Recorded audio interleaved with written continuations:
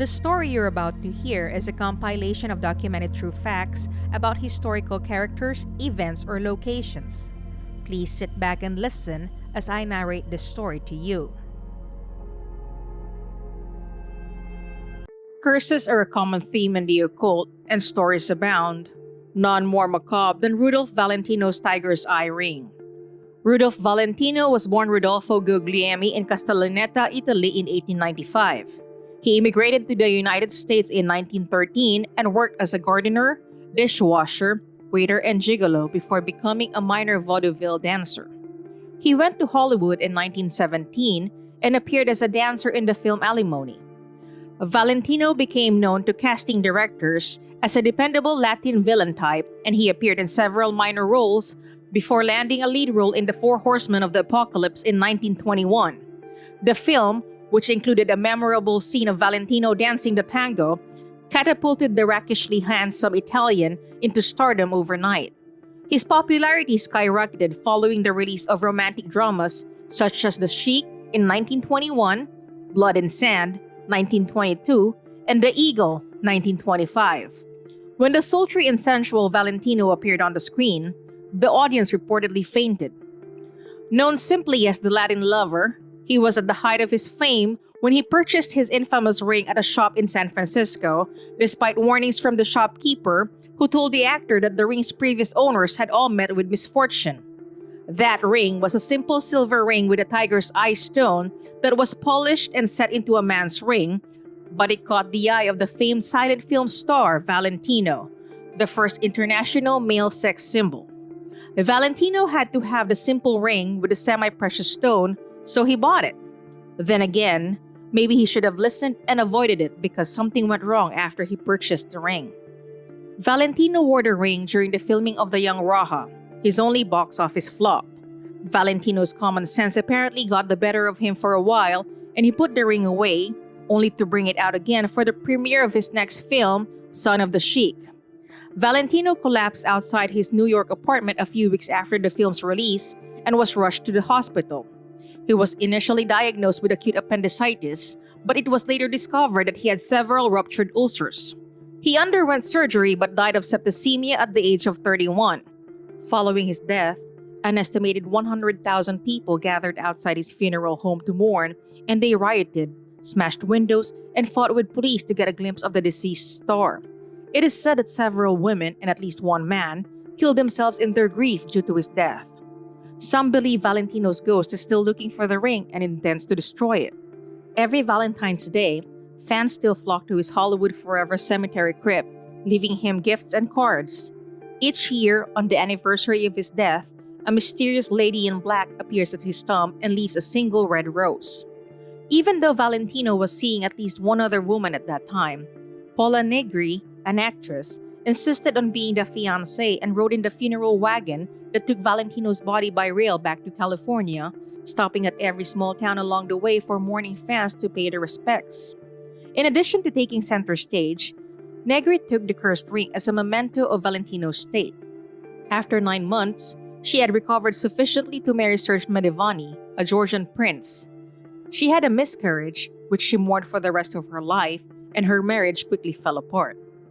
Negri was performing with young crooner named Russ Colombo in 1932. Negri was struck by his resemblance to her former lover and presented Colombo with a tiger eye ring as a token of her love. She wasn't the only one to make the comparison. The baritone was dubbed radio's Valentino, not only because of his physical resemblance to the silent film star, but also because of the romantic image he projected through his crooning love songs. He and Negri split up, but the ring stayed with Colombo as his star rose.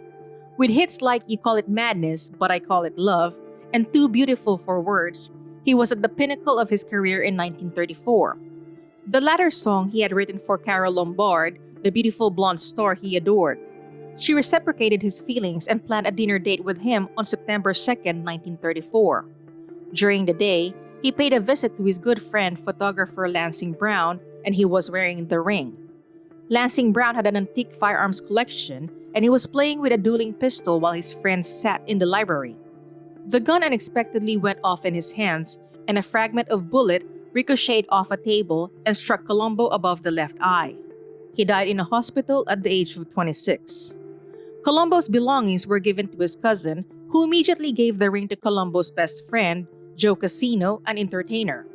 Casino kept the ring in a glass case in his house, fearful of the ring's reputation as a bringer of bad luck.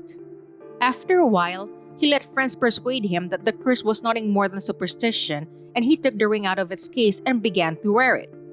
A week later, Casino was killed when the car he was driving was hit by a truck. The ring's reputation had grown by this point.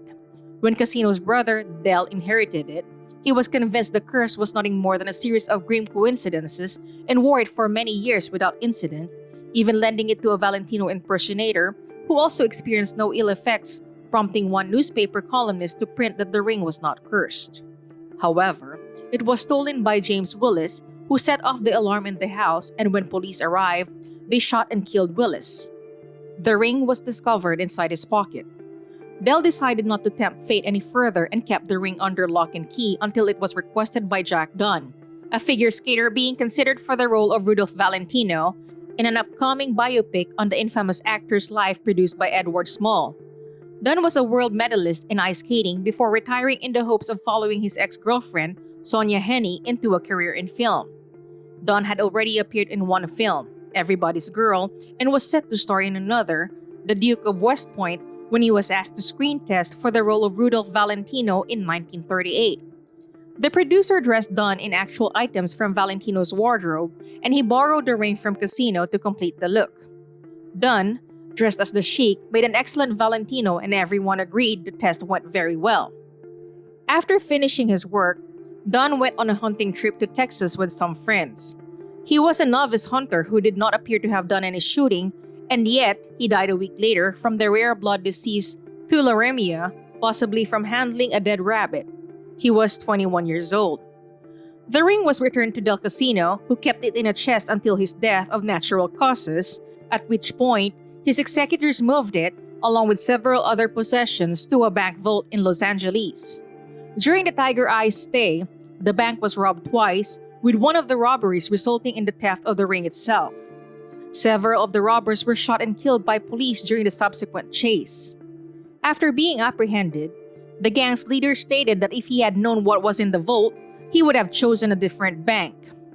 After the ring was returned to the vault, the bank experienced a cashier strike, followed by a fire in which the ring was destroyed, or so it was claimed. Its current location is unknown, as this is the source of its curse. Hey everyone! I just wanted to express how grateful I am that you took time out of your day to listen to my narration. This is Nikki of Twysted Mind, and I'd like to wish you a wonderful rest of your day. Salamat!